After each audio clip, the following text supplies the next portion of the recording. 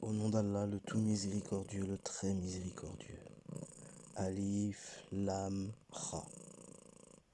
Voici un livre que nous avons fait descendre sur toi, afin que par la permission de leur Seigneur, tu fasses sortir les gens des ténèbres vers la lumière, sur la voie du Tout-Puissant, du digne de louange. Allah, à qui appartient tout ce qui est dans les cieux et sur la terre, et malheur aux mécréants pour un dur châtiment qu'ils subiront.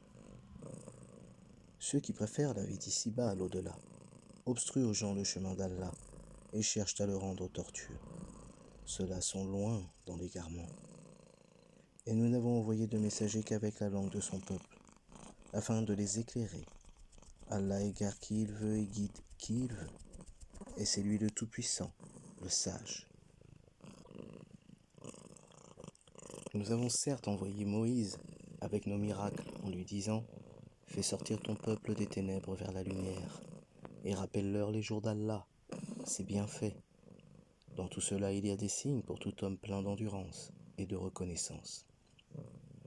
Rappelle-toi, quand Moïse dit à son peuple, « Rappelez-vous le bienfait d'Allah sur vous, quand il vous sauva des gens de Pharaon, qui vous infligeaient le pire châtiment. Il massacrait vos fils et laissait en vie vos filles. Il y avait là une dure épreuve de la part de votre Seigneur. Et lorsque votre Seigneur proclama, « Si vous êtes reconnaissant, très certainement j'augmenterai mes bienfaits pour vous.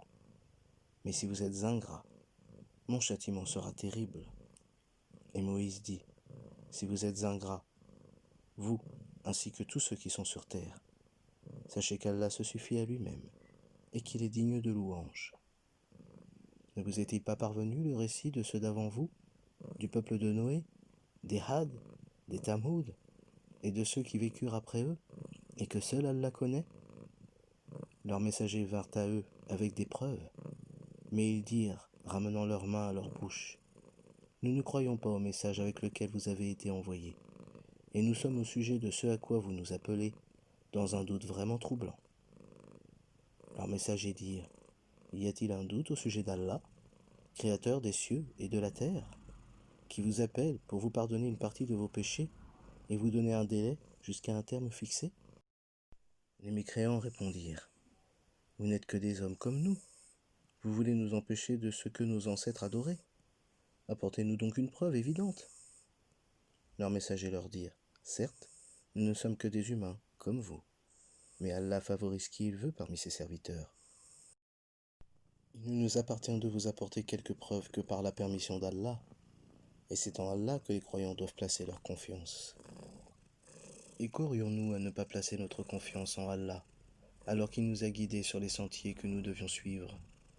Nous endurerons sûrement la persécution que vous nous infligez. Et ceux qui ont confiance en Allah s'en remettent entièrement à lui.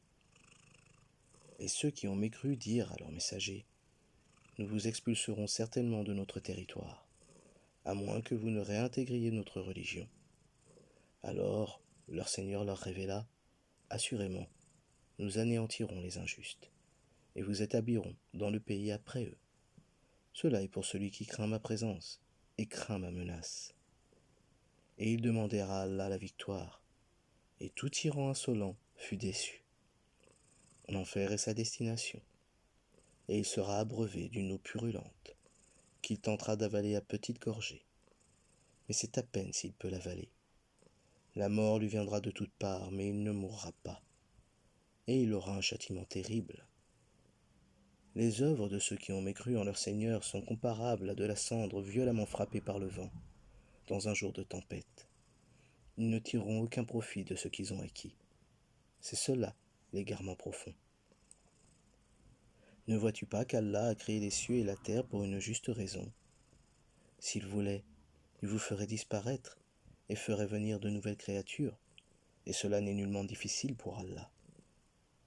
Et tous comparaîtront devant Allah. Puis les faibles diront à ceux qui s'enflaient d'orgueil, « Nous étions bien vos suiveurs. Pouvez-vous nous être de quelque utilité contre le châtiment d'Allah ?»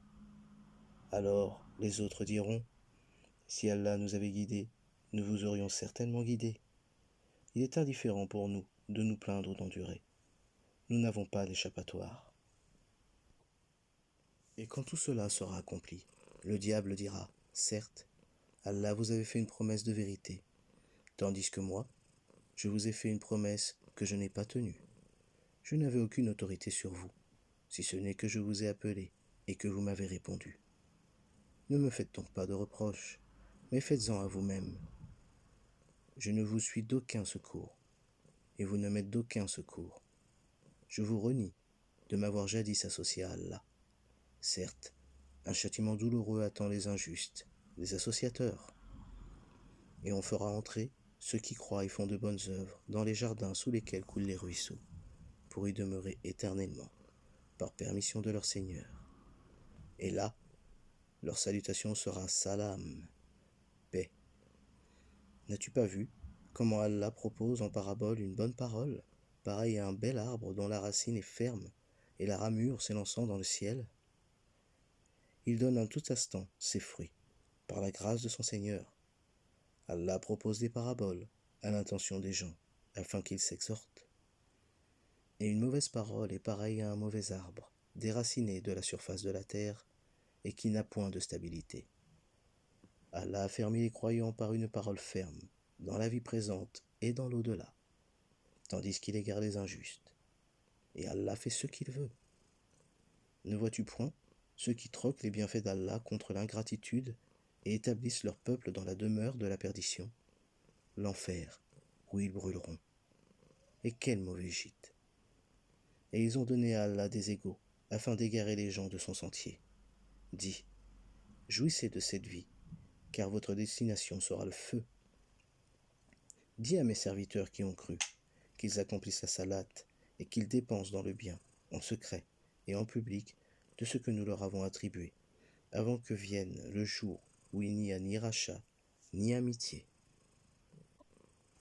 Allah, c'est lui qui a créé les cieux et la terre, et qui du ciel a fait descendre l'eau, grâce à laquelle il a produit des fruits pour vous nourrir. Il a soumis à votre service les vaisseaux qui, par son ordre, voguent sur la mer, et il a soumis à votre service les rivières.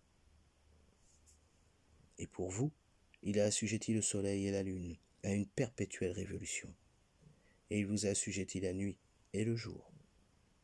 Il vous a accordé de tout ce que vous lui avez demandé, et si vous comptiez les bienfaits d'Allah, vous ne sauriez les dénombrer. L'homme est vraiment très injuste, très ingrat.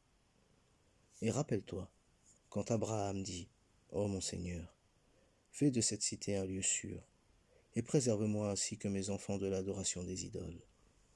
Ô mon Seigneur, les idoles ont égaré beaucoup de gens. Quiconque me suit est des miens. Quant à celui qui me désobéit, c'est toi, le pardonneur, le très miséricordieux. Ô notre Seigneur, j'ai établi une partie de ma descendance dans une vallée sans agriculture, près de ta maison sacrée, la Kaaba.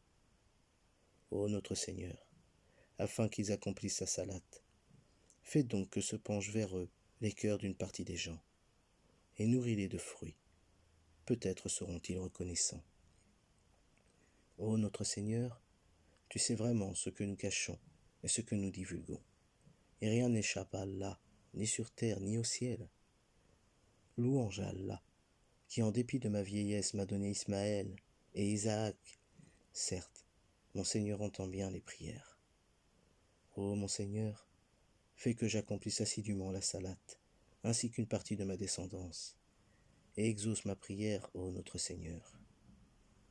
Ô notre Seigneur, pardonne-moi, ainsi qu'à mes pères et mères, et aux croyants, le jour de la reddition des comptes. Et ne pense point qu'Allah soit inattentif à ce que font les injustes. Il leur accordera un délai jusqu'au jour où leurs regards se figeront. Ils courront, suppliant, levant la tête, les yeux hagards et les cœurs vides. Et avertis les gens du jour où le châtiment les atteindra, et ceux qui auront été injustes diront, ô notre Seigneur, accorde-nous un court délai. Nous répondrons à ton appel et suivrons les messagers. N'avez-vous pas juré auparavant que vous ne deviez jamais disparaître? Et vous avez habité les demeures de ceux qui s'étaient fait du tort à eux-mêmes. Il vous est apparu en toute évidence comment nous les avions traités, et nous vous avons cité les exemples. Ils ont certes comploté, or leur complot est inscrit auprès d'Allah. même si leur complot était assez puissant pour faire disparaître les montagnes. Ne pense point qu'Allah manque à sa promesse envers ses messagers. Certes, Allah est tout-puissant et détenteur du pouvoir de punir. Au jour où la terre sera remplacée par une autre, de même que les cieux et les hommes comparaîtront devant Allah l'unique, le dominateur suprême. Et ce jour-là, tu verras les coupables enchaînés les uns aux autres. Leurs tuniques seront de goudron, et le feu couvrira leur visage. Tout cela afin qu'Allah rétribue chaque âme de ce qu'elle aura acquis. Certes, Allah est prompt dans ses comptes. Ceci est un message pour les gens, afin qu'ils soient avertis, qu'ils sachent qu'il n'est qu'un Dieu unique, et pour que les doués d'intelligence s'exhortent.